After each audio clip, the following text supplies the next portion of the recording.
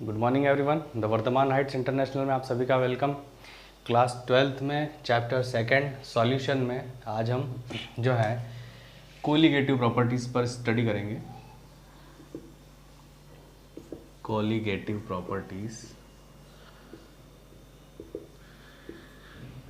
Properties क्या होती है? तो हमें ये ध्यान रखना है, जो कोलिगेटिव प्रॉपर्टी होती है उसकी डेफिनेशन जो है ऑटोमेटिकली समझ में आएगी। सबसे पहले मीनिंग को समझेंगे। ये जो डिपेंड करती है, ये डिपेंड करती है नंबर ऑफ सॉल्यूट पार्टिकल्स पे, नंबर ऑफ सॉल्यूट पार्टिकल्स, या कहा जाए तो relative number of solute particles. ठीक है, अब होता क्या है, जैसे कि अगर हम देखें, मान लीजिए मेरे पास एक बीकर है, ठीक है, जिसमें यहाँ पे हमने वाटर इसके अंदर फिल कर रखा है। तो यहाँ पे हम देखेंगे, यहाँ पर वेपर प्रेशर है, ठीक है। तो यहाँ मैं ऊपर एक ढक्कन लगा देता हूँ। तो ढक्कन लगाने पे हम कुछ समय के बाद हम देखेंगे तो जो वेपर की जो ड्रॉपलेट्स होती है वो इसके ऊपर क्या होती है, यहाँ पर जमा हो जाती है। तो कहने का मतलब ये है कि यहाँ पे कोई ना कोई कंडीशन में गैस फेज में वेपर तो प्रेजेंट है, ठीक है। तो वो इंडिकेट करेगी कोलिगेटिव प्रॉपर्टी को, ठीक है।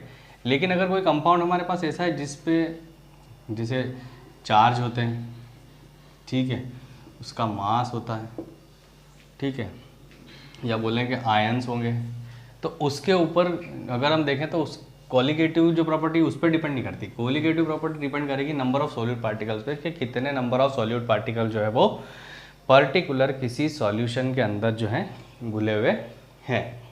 सो कोलिगेटिव प्रॉपर्टी मोस्टली 4 टाइप्स की होती है। देखते हैं हम 4 टाइप्स कौन कौन से होते हैं।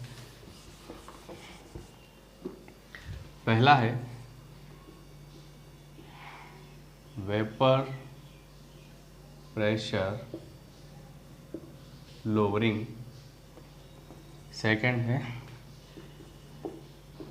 Boiling point elevation, third one is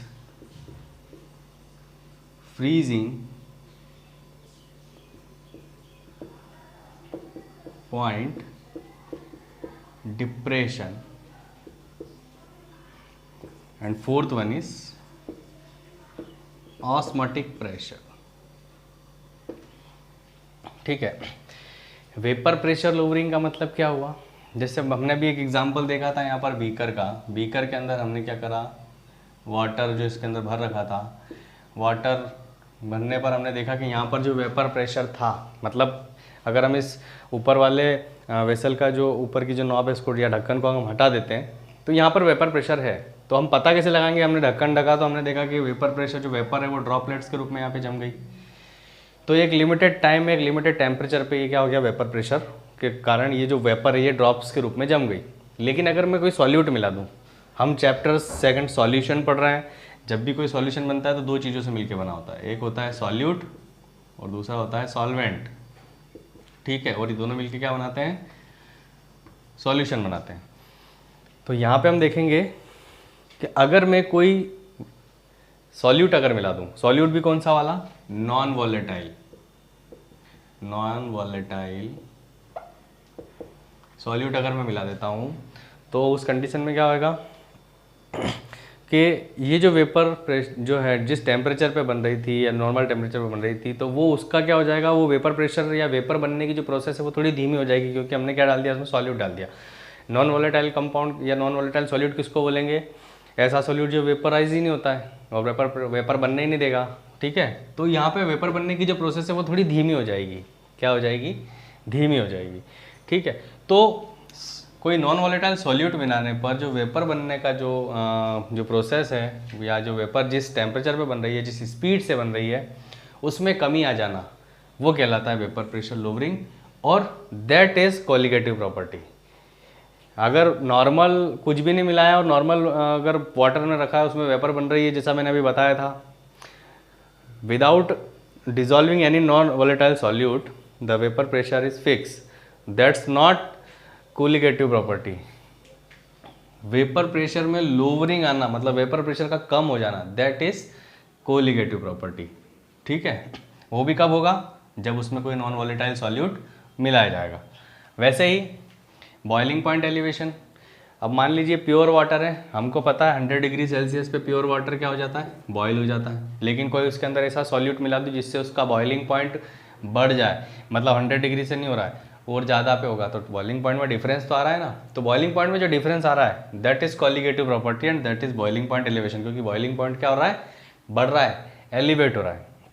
ठीक है, third point is freezing point depression. Freezing point depression को भी हम समझें तो जैसे नॉर्मली हम देखते हैं कि जो वाटर है वो 0 डिग्री सेल्सियस पे क्या होता है, फ्रीज होने लग जाता है। कोई नॉन वॉलेटाइल या कोई ऐसा सॉल्यूट मिला दें, तो सॉल्यूट मिलाने पे हम देखेंगे तो वो 0 डिग्री सेल्सियस पे नहीं, -1, -2, -10 इस टाइप से जो टेम्परेचर होगा वो क्या में चला जाएगा, माइनस में चला जाएगा। तो माइनस में चले जाने के कारण क्या हो गया, फ्रीजिंग पॉइंट जो है वो लोअर कैटेगरी में आ गया, नीचे आ गया, फ्रीजिंग पॉइंट माइनस में चला गया। तो दैट इज कोलिगेटिव प्रॉपर्टी। ठीक है, जो 0 डिग्री पे जम रहा है वो कोलिगेटिव प्रॉपर्टी नहीं है। कोई नॉन वॉलेटाइल या कोई ऐसा सॉल्यूट अगर हमने कोई भी सॉल्यूट अगर मिलाया जिसके कारण उसका जो फ्रीजिंग पॉइंट है वो कम हो गया, तो उसको क्या बोलेंगे हम, डिप्रेस होना, मतलब डिप्रेशन में चला जाना, मतलब कम हो जाना, फ्रीजिंग पॉइंट डिप्रेशन। ठीक है, ऑस्मोटिक प्रेशर जो है उसके ऊपर चर्चा करेंगे हम अगले लेक्चर में, क्योंकि इसे प्रॉपर वे में समझना पड़ेगा, तो ये काफ़ी थोड़ा सा बड़ा है, इसीलिए हम अगले लेक्चर में इसके ऊपर स्टडी करेंगे। Thank you very much.